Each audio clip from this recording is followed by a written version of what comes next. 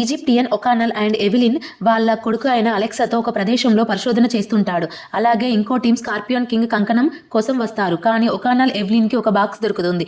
దానిని ఓపెన్ చేయగానే స్కార్పియోన్ కింగ్ కంకణం ఉంటుంది. కంకణాన్ని పెట్టెలో నుండి తీయగానే ఆ ప్రాంతం కూలిపోతూ ఉంటుంది. అక్కడికి నీళ్లు రావడంతో వాళ్ళు బయటపడతారు. మరోవైపు హమ్నప్రాలో మృతుల గ్రంథం, అముండ్రా గ్రంథం వేరే టీం వాళ్ళకి దొరుకుతాయి. వాళ్ళు ఇంకా అక్కడ తవ్వకాలు చేస్తుంటారు.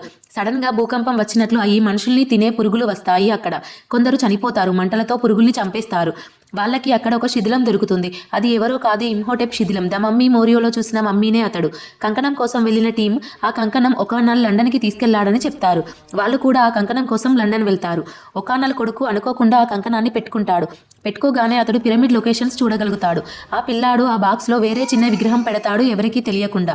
ఒకానల్ అండ్ ఎవెలిన్కి తెలియదు కంకణం పెట్టుకున్నాడని.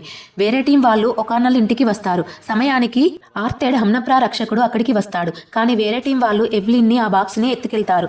మూవీ నేమ్ తెలిస్తే కామెంట్ చేయండి. పార్ట్ 3 కోసం మన ఛానల్ని సబ్స్క్రైబ్ చేసుకోండి. Thank you, bye.